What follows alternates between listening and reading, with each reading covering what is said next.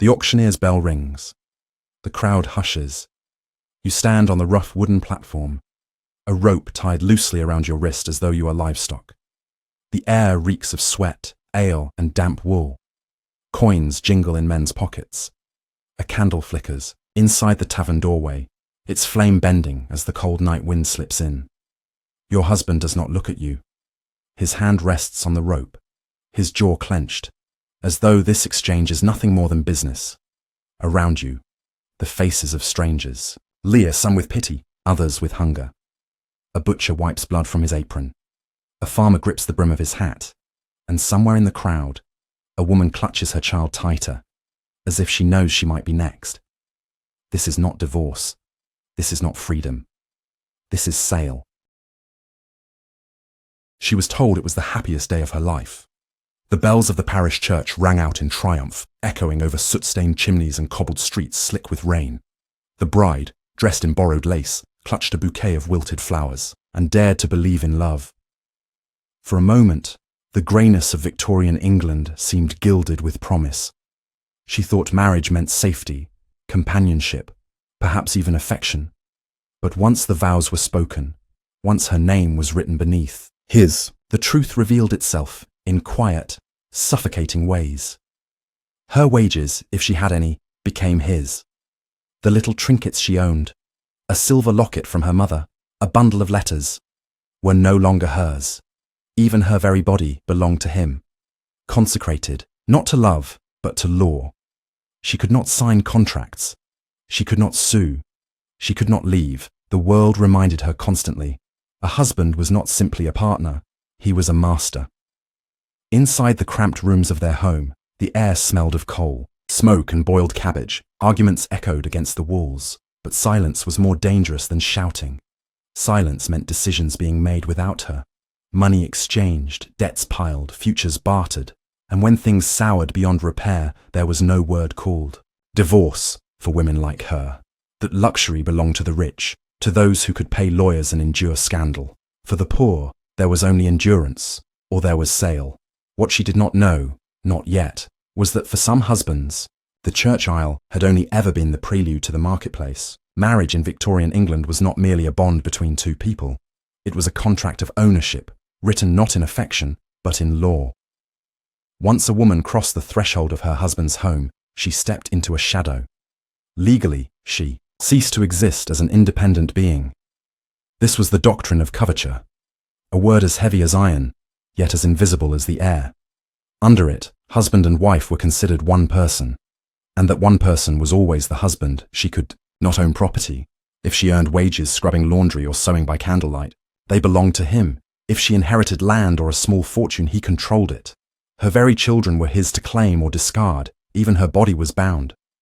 The notion of marital consent was unthinkable, for a husband could not, by definition, be guilty of violating his own property. Society dressed this arrangement in the language of duty and morality. Clergymen spoke of obedience as virtue. Magistrates reminded women that patience was their shield. Neighbours whispered that a quarrel at home was shameful to reveal, even if fists left bruises. And so, the walls of the home became both prison and stage. The smell of scorched bread, the clatter of boots at the door, the weight of silence at the dinner table. These became signals of her fate, day after day, yet the system had cracks. Poverty pushed men to desperation. Misery pushed women to the edge of despair.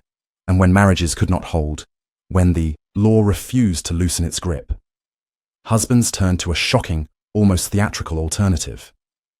They would sell their wives as if a woman could be measured in coins, as if vows could be undone with a rope and a crowd. When poverty gnawed at the hearth and bitterness rotted the bonds of marriage, some men looked for escape. Divorce was out of reach, its cost staggering, its scandal unbearable. But the marketplace offered a crude loophole, one born not of law but of custom. The idea was simple, if grotesque. If a man could no longer keep his wife, he might sell her, not in secret, not in shadows, but in public, as though the ritual itself cleansed the act of shame. The wife would be led to market with a rope or halter tied loosely around her wrist or neck, mimicking the way livestock were presented. Crowds gathered, curious and eager, their breath misting in the cold air. The auctioneer's call, the shuffle of boots on dirt, the stink of manure and sweat. all fused together into a spectacle equal parts carnival and humiliation. Coins clinked, bids rose. Sometimes another man, weary of loneliness, offered to take her in. Sometimes the woman herself raised her chin and accepted the bargain, seeing in it not degradation but escape from cruelty. It was not sanctioned by courts, nor written into law books, yet communities treated it with a shrug. Newspapers recorded the events with a strange mix of amusement and disdain, as though wife-selling was both scandalous and ordinary. A rustic divorce, one article called it. For the husbands, it was convenience. For the wives, it was gamble. A new household could mean kindness, or it could mean worse chains. But whatever the outcome, one truth clung like smoke in the air. In Victorian England, a woman's worth could still be measured in the marketplace. And so the stage was set. The rope became a symbol. The crowd became a jury, and the wives, trapped in silence, became commodities. The market square was already alive before dawn. Vendors shouted over the clang of pots. Horses snorted clouds of steam into the winter air, and the smell of roasted chestnuts mingled with manure. Yet amid the ordinary bustle, another scene began to form, one that drew the largest crowd of all. At the centre stood a man and a woman, tethered together by a rope. The knot was not tight enough to bind, only symbolic, a grim parody of livestock trade. Children pushed to the front to see, their eyes wide with curiosity, while older women turned their faces away in shame.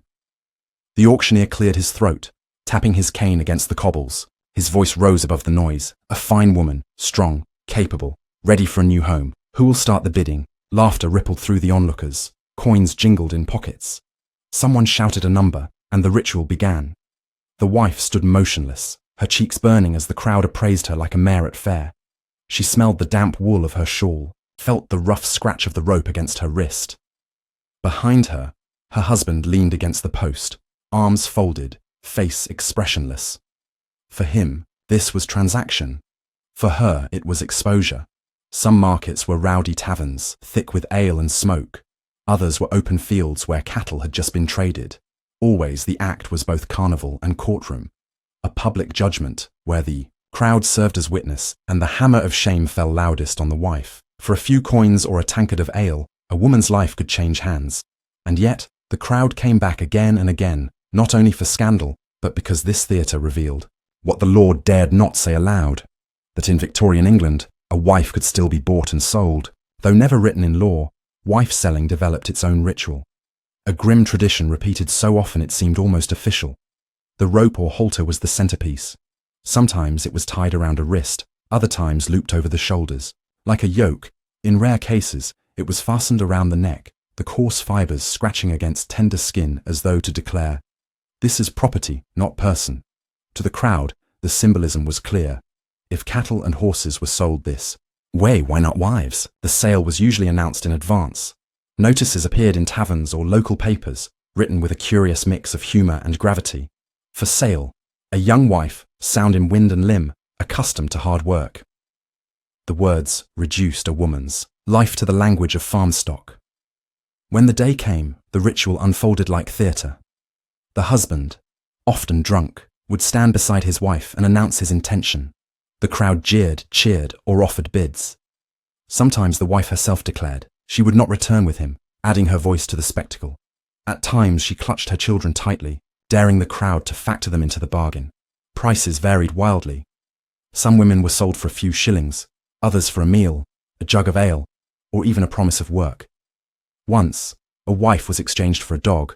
Not all sales were cruel. In certain cases, both husband and wife agreed to the act, desperate to escape an unbearable union. For some women, the auction block was not degradation, but deliverance, a chance to step into another life, however uncertain. Still, the ritual left scars. The rope, the laughter, the bids. These things stripped dignity bare, and for every woman who found relief, countless more carried the humiliation for life, their names whispered in taverns long after the crowd had dispersed. The marketplace was not just a place of sale, it was a stage where society revealed its contradictions. Neighbours crowded close, some with wide-eyed fascination, others with pursed lips of disapproval. Mothers whispered warnings to their daughters. This is what marriage can become. Men laughed, slapped one another on the back, and treated the sale as sport. The woman, standing in the center, bore every gaze like a weight pressing into her skin. Newspapers, too, played their part. Local columns reported wife sales with a strange mix of outrage and entertainment. The language was half moral lecture, half carnival advertisement. A fellow of the parish yesterday disposed of his wife in the market square, she fetching the price of 1 sovereign and a quart of ale. Readers devoured the stories, shaking their heads by the fireside, even as they turned the page eagerly for the next. The authorities, meanwhile, walked a line of uneasy tolerance. Officially, wife-selling had no place in English law. Magistrates knew it was illegal, even scandalous. And yet, prosecutions were rare. Many judges dismissed the ritual as a vulgar but harmless custom, a rustic divorce for people too poor to seek the courts. The silence of the law became its quiet endorsement. In some towns, reformers raised their voices, calling the practice barbaric and cruel, but their protests echoed weakly against centuries of habit and desperation. The poor defended the custom as practical, a way to untangle miserable unions without dragging families into ruin. And so the ritual endured, with every rope tied, every bid shouted, every wife led away from the square. Victorian society reaffirmed a truth it was unwilling to confront. Women were not citizens of equal standing, but possessions to be bargained. For the wives, the sale was not only a public act, it was an inner wound that never fully healed. Imagine standing before a jeering crowd, your worth reduced to coins jingling in strangers' hands. The rope scratches at your wrist. The smell of beer and sweat clings to the air. Every laugh feels like a knife, every stare like a brand pressed against your skin. You are not wife, not mother, not woman. You are lot number 3. Shame was the heaviest chain. Even if a wife had agreed to the sale, even if she welcomed escape from a cruel husband, the humiliation carved itself into her memory. Neighbors would whisper her name for years, children would giggle behind her back, and church pews would seem colder when she entered them. Some women bowed their heads and endured. Their thoughts drifted inward, clinging to prayers or memories of childhood freedom, before marriage turned them into property. Others wept openly, their sobs drowned by the laughter of the crowd, yet there were moments of resistance. A woman might refuse to step forward until the crowd fell silent. She might lift her chin, locking eyes with her husband, daring him to feel shame of his own. A few even bargained for themselves, demanding that the man who bought them also take their children, or promising she would not go unless the terms suited her. But resistance rarely softened the cruelty of the scene. Once the rope was tied and the auctioneer called, choice became illusion. For most wives, the sale was less a door opening than a door slamming shut. A reminder that in Victorian England, a woman's voice could be drowned out by the noise of coins on cobblestones. Not every wife who crossed the marketplace rope walked into despair. Some, against all odds, discovered fragments of freedom in the transaction. For a woman trapped in a violent marriage, the sale could feel like a gamble worth taking. If her new husband was kinder, if his home offered bread without blows, she might begin again. One wife later told a magistrate that she welcomed her sale, for it spared her the torments of a drunken brute. In her voice there was no shame, only a weary kind of relief. Others carved survival out of silence. They learned to read the moods of men, to keep peace in rooms heavy with smoke and tension. They became masters of endurance, carrying their stories in secret, hiding fragments of selfhood in small rituals. A scrap of ribbon kept in a pocket, a lullaby whispered. To a child, a diary written in code, and still others reclaimed identity through defiance. A few women refused to leave the square with their purchaser if he was cruel or drunk, forcing the crowd into an uneasy standoff. Some openly declared that they had chosen the arrangement, turning humiliation into a fragile form of control. Yet even in these rare victories the system loomed large. Freedom was never full. It was conditional, fragile, and always framed within a world that saw wives as transferable. The rope might have been cut, but the mark it left lingered on the skin and in memory. What struck deepest was not just the sale itself, but the silence that followed. Neighbors who had laughed in the square would not speak of it afterward. Children who had watched would grow into men and women who accepted it as custom. And the women who lived through it carried on, knowing their survival depended not on being seen, but on enduring invisibility. The true cruelty of wife-selling was not the rope, nor the crowd. nor even the exchange of coins. It was what lingered afterward, the quiet disintegration of the self. A woman who had been sold often lived in two worlds at once. Outwardly, she went about her duties, stirring porridge, washing linens, keeping her head bowed in church. But inwardly, she replayed the scene of her sale again and again. The sound of laughter echoed in her ears. The weight of strangers' eyes never left her skin. She could smell the ale on her husband's breath, feel the rope against her wrist.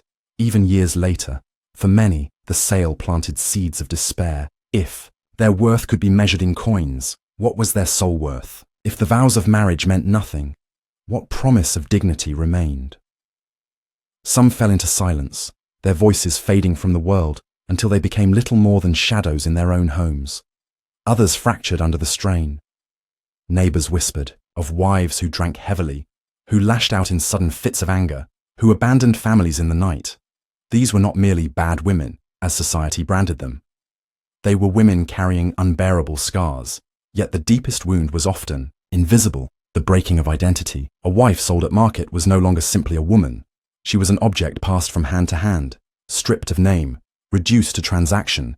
Even if kindness awaited her, even if her second husband offered care, the memory of the auction block remained like an open wound, reminding her that she had once been traded like livestock.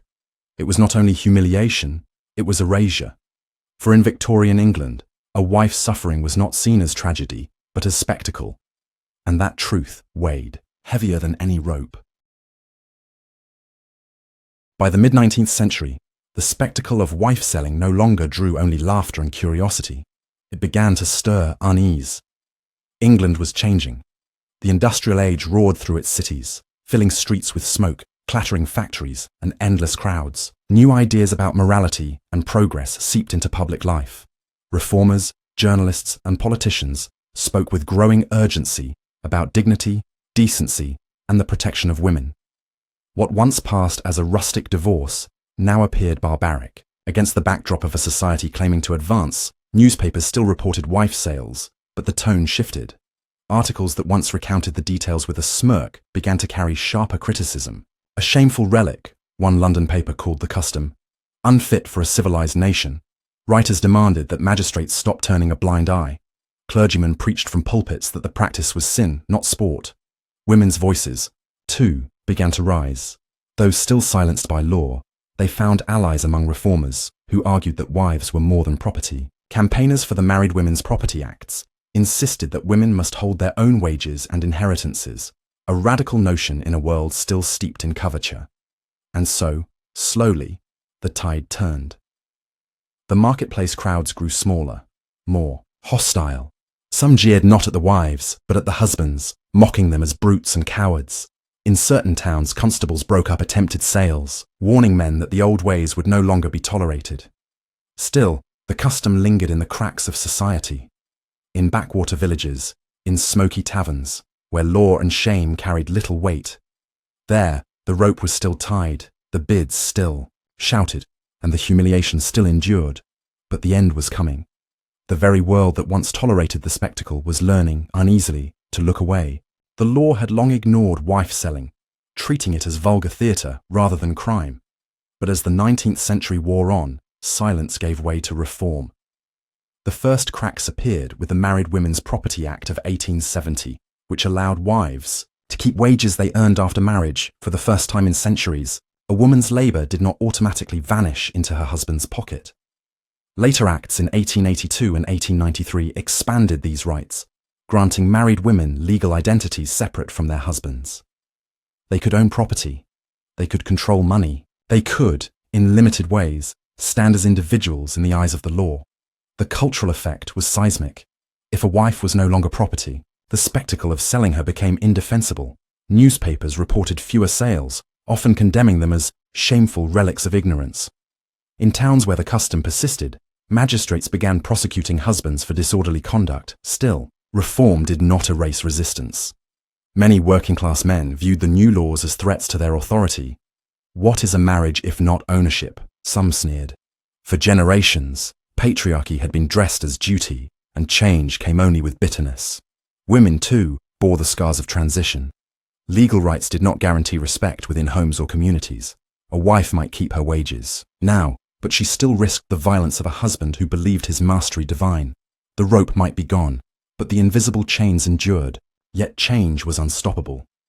The rise of suffrage movements, the swell of women's voices in politics, and the growing shame of wife-selling transformed the ritual from tolerated custom into an ugly memory.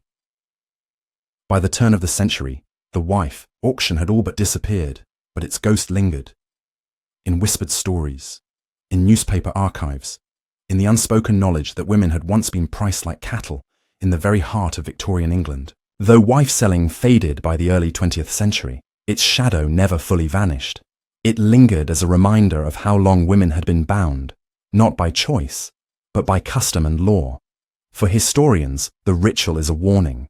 It exposes the fragile line between tradition and tyranny, how ordinary people convinced by poverty or culture can turn cruelty into spectacle.